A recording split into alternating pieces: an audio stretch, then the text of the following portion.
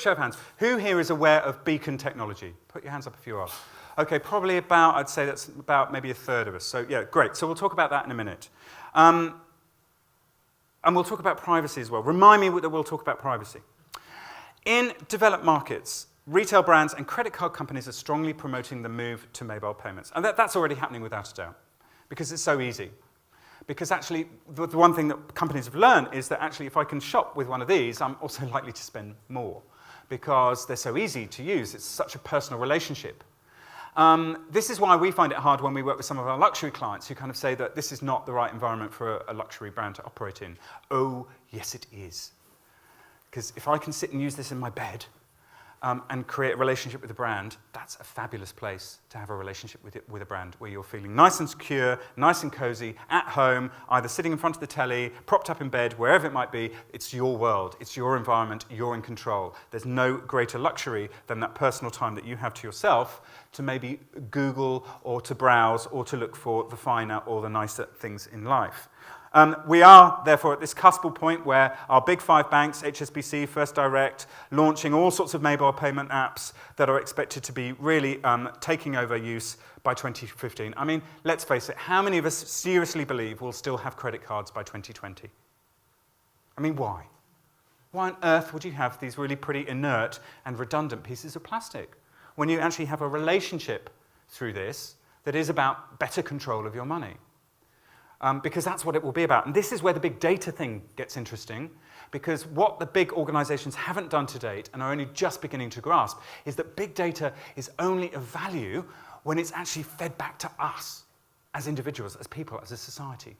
That it has meaning, that I actually get a bank statement that shows me just how much I've spent on beer in a month, or how much I've spent on food, or petrol, or whatever it is, that this information that they've been aggregating and gathering is currently coming back to me.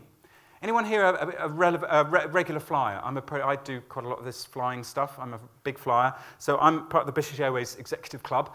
I suddenly got a notification about 3-4 weeks ago that they'd opened a thing called Dashboard. So I can now go to the Executive Club, and they've decided that after 15 years of collecting data on me as being an Executive Club member, they've now decided to actually release that data back to me in the form of some rather smart information graphics. Which means I can suddenly see, at a glance, every city I've visited over the last 15 years. And this isn't just interesting from a bragging perspective. This is actually very, very useful if you are trying to remember the last time you were in Tokyo, or the last time you were actually, when was that conference in Cape Town that I went to? How on earth do I check? Where on earth do I look? Well, maybe actually I know I went to Cape Town. When did I go to Cape Town? Oh, yes, it was November 2007. That's the date I flew. That's the date I returned. And yes, it might also be pinging information back to me about the air miles I've flown, the number of miles I've flown, etc., etc. But this release of information back to us as individuals radically changes the way that we think about information, because big data stops being scary and it becomes BFD, big friendly data.